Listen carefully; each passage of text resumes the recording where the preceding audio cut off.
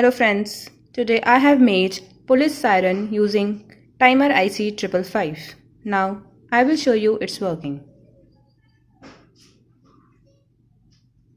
So here we have used timer IC 555 and this speaker.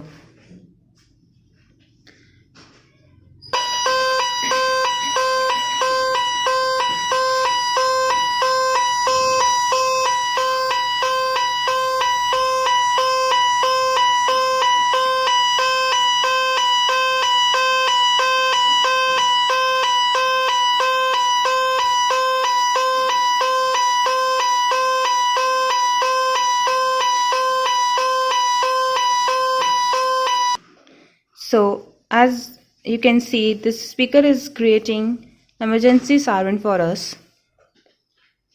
and this is how it works. Thank you.